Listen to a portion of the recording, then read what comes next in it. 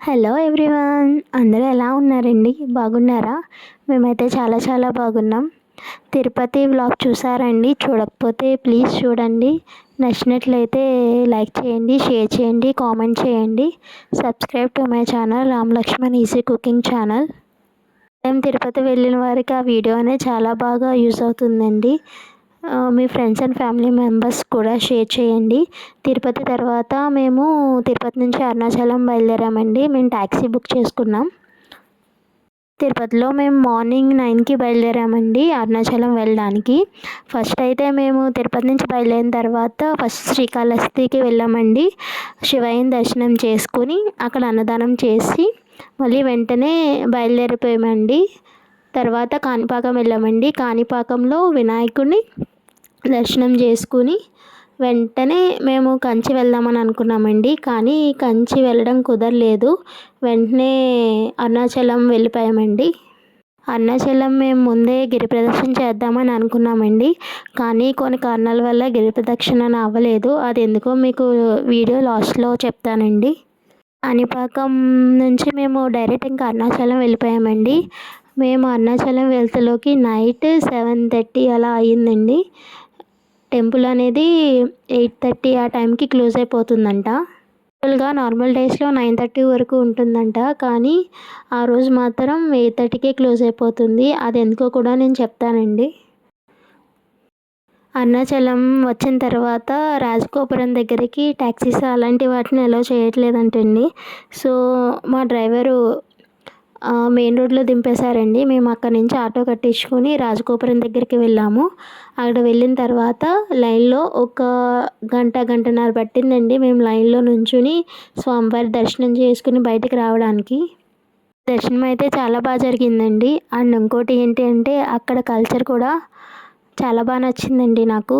ఎందుకు అంటే అక్కడ అందరూ తమిళియన్స్ కదా, అందరూ విభూతులు పెట్టుకుంటున్నారండి. ఆడ మగ అని తేడా లేకుండా అందరూ పెట్టుకుంటున్నారు. అదైతే నాకు చాలా బాగా నచ్చింది. మన అరుణాచలం అని అంటాం కదండి, కానీ అక్కడ తమిళియన్స్ అలా అన్నారంట.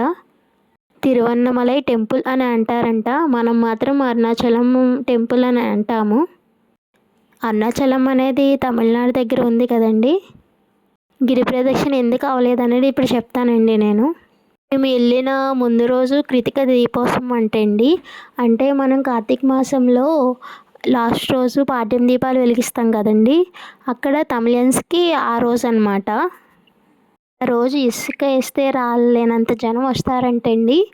కొన్ని కోట్ల జనం వస్తారంట. 2-3 కోట్ల మంది జనం వస్తారంట.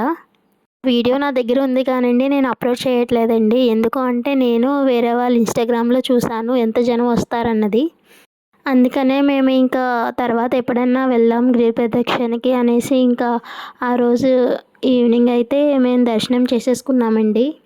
దర్శనం అయితే చాలా బాగా జరిగిందండి. కానీ ఒక ఫీలింగ్ అయితే ఉండిపోయింది. గిరి ప్రదక్షిణ చేద్దామని అనుకున్నాం కదా, కానీ అవ్వలేదు. ఆ శివయ్య మనకి ఆ అనుగ్రహం ఇవ్వలేదు అనిపించిందండి. చాలా చోట్ల విన్నానండి, అరుణాచలం వెళ్ళాలి అని అంటే మనం ఖచ్చితంగా రాసిపెట్టి ఉంటేనే మనం వెళ్ళగలమంటండి. లేదు అంటే ఏదో రకంగా అడ్డంకి అనేది కంపల్సరీ వచ్చేస్తుందంట. శివయ్య ఖచ్చితంగా అలా చేపిస్తాడటండి. ఒక రకంగా అయితే మేము లక్కనే చెప్పుకోవాలి. ఎందుకు అంటే గిరి ప్రదక్షిణ చేయకపోయినా కనీసం మాకు దర్శనం అన్న అయ్యింది శివయ్యది అన్న ఆనందంతో మేమైతే గిరి ప్రదక్షిణ చేయలేదండి. కంపల్సరీ మళ్ళీ వెళ్తామండి. గిరి ప్రదక్షిణ గురించి అయినా కంపల్సరీ వెళ్తాము. అది ఎప్పుడు అన్నది ఇంకా ఏమీ అనుకోవట్లేదండి.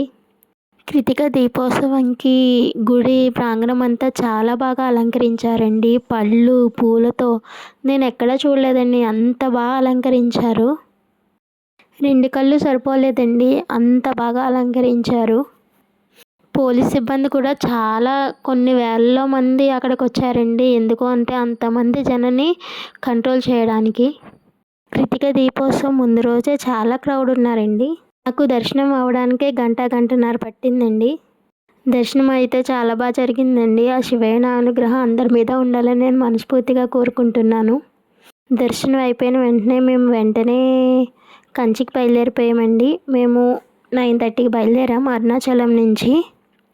వెళ్తులోకి మాకు నైట్ 1:30 అలా అయ్యిందండి. అక్కడే మేము గుడి దగ్గరలోనే ఒక రూమ్స్ తీసుకుని అక్కడే ఆ రోజు నైట్ అంతా పడుకున్నామండి. మార్నింగ్ 11, 12 ఆ టయానికి ఫ్రెష్ అయిపోయి కంచి వెళ్ళామండి. అక్కడ కంచిలో వెండి బల్లి, బంగారు బల్లి అవి ఉంటాయి కదండీ! అవన్నీ దర్శనం చేసుకున్నాం.